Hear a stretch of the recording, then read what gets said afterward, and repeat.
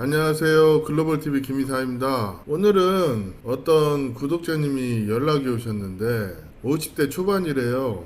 근데 저한테 축하합니다. 결혼하신다면서요. 그러길래 좀 멋쩍더라고요. 그러긴 한데 이분이 전화하셔서 저에게 하는 말이 자기도 국제결혼이 하고 싶은데 어떻게 해야 될지 모르겠다. 이런 얘기를 하시더라고요. 이분 같은 경우는 베트남에 종종 다니긴 하는데 조금 아니까 결혼하기가 좀 더 조심스럽다 이런 얘기를 하시더라고요. 그래서 제가 이런 얘기를 했습니다. 저는 제 나름대로 결혼할 스케줄을 잡고 준비를 했고 먼저 처갓집 방문하고 그 다음에 결혼 얘기 마무리하고 이번 주에 웨딩 촬영하고 다음 달에 결혼합니다. 그랬더니 뭘 그렇게 빠르게 서두르냐 이런 얘기를 하시더라고요. 근데 이 국제결혼이라는 게 환경적인 부분에서 1년 이상 끌고 가기가 어려워요. 왜냐면 저야 뭐 베트남에서 지금 지내고 있으니까 그래도 조건이 좀 좋은 편이지만 저희 같은 경우도 저는 하이퐁에서 요즘에 노동비자 작업을 하고 있어서 이쪽에서 일을 할 수밖에 없단 말이에요. 상황이 그렇다 보니까 제가 바쁘니까 여자친구가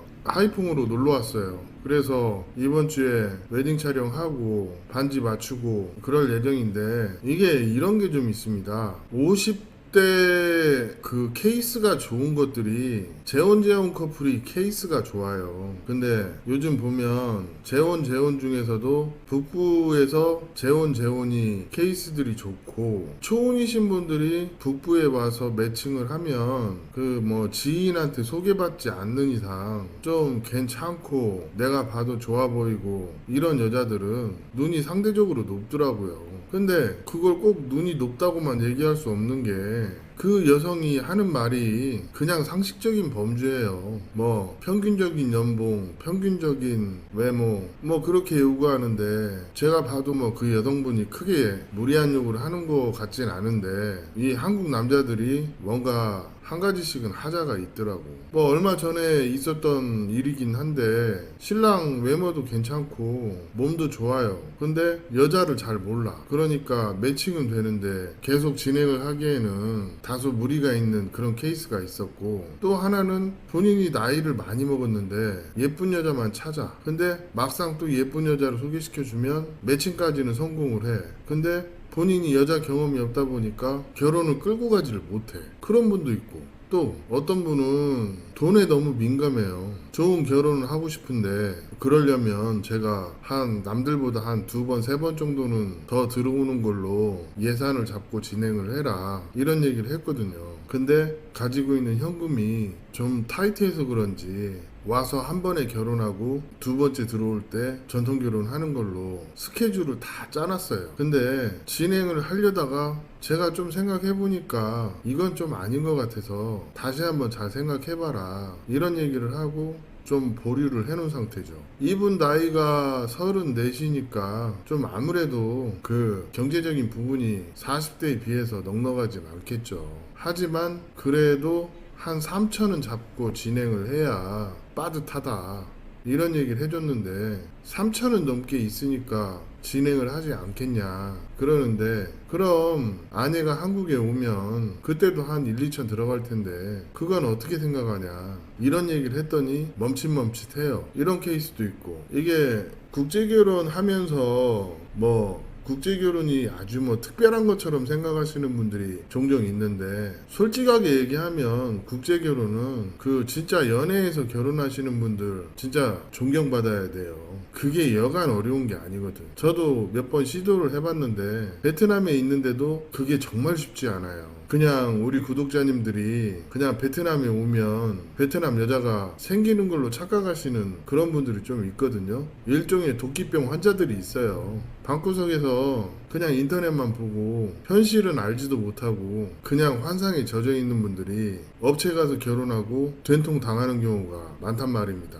아까 전자에 그 34살 젊은 친구 베트남 한 번도 안 와봤대요. 그래서 제가 추천한 게 베트남에 몇 번 와서 베트남 사람들이 어떻게 사는지 좀 이해하고 그 다음에 신부를 선택하고 결혼을 진행하면 아내를 이해하는 데 도움이 많이 될 것이다, 이런 얘기를 했어요. 근데 본인도 그러고 싶은데 여유가 많지 않대. 참 안타깝습니다. 이런 분들이 있었어요. 다시 얘기를 본론으로 들어와서 우리 구독자님이 50대 초반인데 그 뭐랄까 결혼은 하고 싶은데 엄두가 안 난다 이거예요. 이게 국제결혼에 대해서 좀 알게 되면 더 조심스럽게 되는 그런 부분이 분명히 있어요. 그렇기 때문에 한배부 내지는 그래도 베트남을 좀 다니신 분들은 제가 하는 말에 공감하시는 분들이 많죠. 저는 이거를 글로벌 TV 세계관이라고 얘기를 하는데 이분도 똑같은 얘기를 해요. 그 용기가 대단하다. 근데 저도 뭐 용기가 있어서 하고 그런 거 아니고요. 그냥 내가 결혼하고 싶을 때 적당한 사람이 나타났고 제가 현재 안정적이기 때문에 그때 만난 게 인연이 돼서 결혼을 진행을 하는 거죠. 저는 그렇게 봅니다.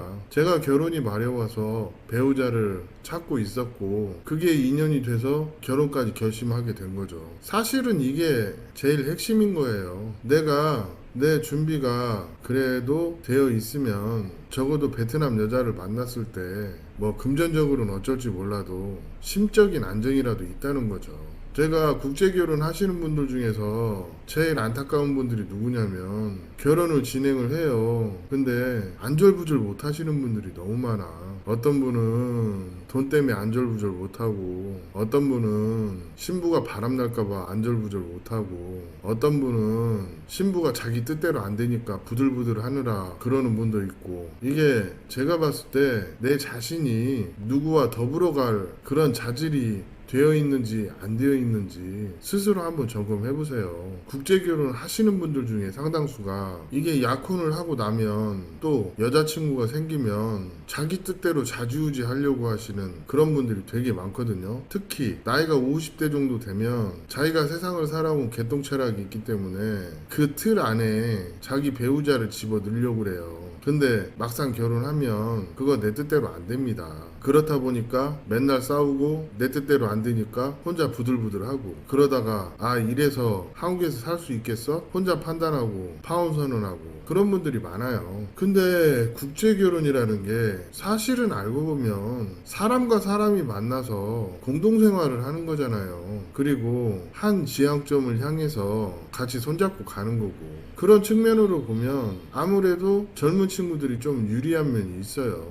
국제결혼에서 굉장히 중요한 것 중에 하나가 이 수용성이에요. 수용성. 상대의 말을 듣고 그럴 수도 있지, 이렇게 좀 관조적일지라도 지켜봐주는 여유가 필요한 게 사실 국제결혼이기도 합니다. 제가 많이 하는 말 중에 당장에는 신부가 이해가 안 되더라도 한 1, 2주 지나고 대화를 해보면 이해가 되는 측면이 많이 있기 때문에 그 자기 뜻대로 안 된다고 해서 그거 화내고 또 강요를 하기 위해서 플러팅을 계속 하고 이런 거 하지 말라고 얘기를 해요. 그리고 이게 나이 차이 나는 결혼도 결혼하고 나면 나이가 의미가 없어요. 근데 신부 나이가 19, 20살이냐 30살이냐 40살이냐 이거에 따라서 어떤 결혼을 받아들이는 색깔이 좀 다를 수는 있겠지. 그거를 부부가 서로 배려하고 이해하면서 만들어가는 게 결국은 결혼 생활이에요. 근데 나이가 50대든 40대든 30대든 이쁜 여자 좋아하고 또 젊은 여자 좋아하고, 그건 대부분의 남자들이 갖는 로망이긴 한데 그것도 적당히 해야지. 그렇지 않을까요? 그리고 잘 들고 예리한 칼이 하나 있다 칩시다. 그거를 잘 사용하는 사람은 그게 더없이 좋은 칼일 것이고, 그걸 사용할 줄 모르는 사람은 자신을 해치는 도구가 되기도 합니다.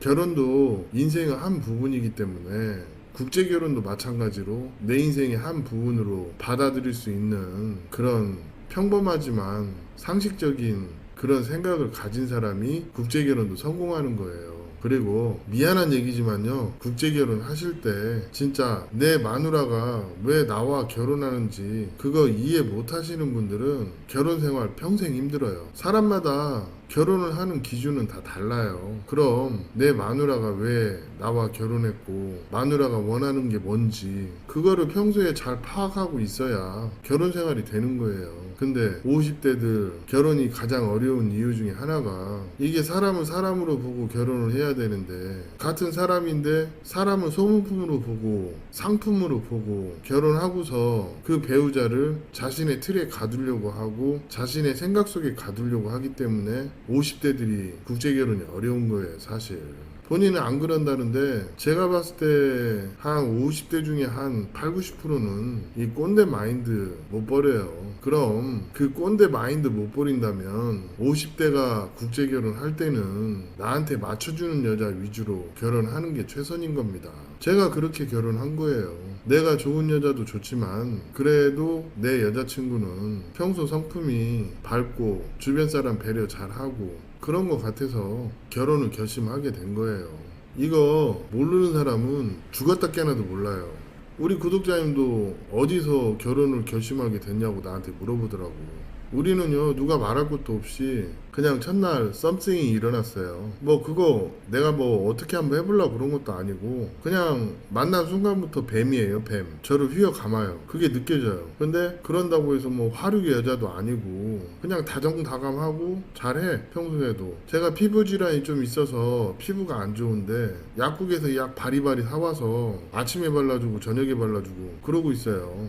이게 뭐 얼마나 갈지는 저도 모르겠어요. 그렇지만 어느 정도는 사람 성품이 있으니까 하기 나름 아닐까요? 그 정도 자신감도 없으면 결혼하지 말아야지. 아무튼 그렇고 전반적으로 봤을 때 국제결혼을 하실 때 한국식으로 조건에 갇혀서 조건만 보는 남자들이 너무 많다는 거야. 예를 들어서 몸에 문신 하나 있어요. 근데 사람이 너무 좋아. 그럼 사람을 봐야 되는데 얼마 전에 그런 분이 하나 있었거든. 아, 다 좋은데 문신 때문에 생각 한번 해볼게요. 그래, 제가 그랬습니다. 그냥 찝찝하면 하지 마. 뭐하러 해. 그 여자는 뭔 죄야. 그냥 그러고 돌려보냈거든요. 이런 사례가 국제결혼 시장에서 많다는 거지. 사람을 봐야 되는데 정작 사람을 못 보고 조건만 따지는 분들이 너무 많다 보니까 그런 거예요. 우리 구독자님도 오늘 통화하면서 제가 그 얘기를 했어요. 본인 주변 정리 잘하고 그 다음에 내 마음이 평온할 때 결혼할 사람을 만나면 결혼은 사람이 보이기도 한다. 그게 확신 아니겠습니까? 국제결혼 하실 때 진심으로 하는 얘기인데 사람을 보세요. 그 되도 않는 똥꼬집으로 자기 기준에 맞춰서 내 배우자를 올가매려고 하지 마시고. 제가 무슨 얘기 하는지 알아들으시는 분들은 국제결혼 하셔도 됩니다.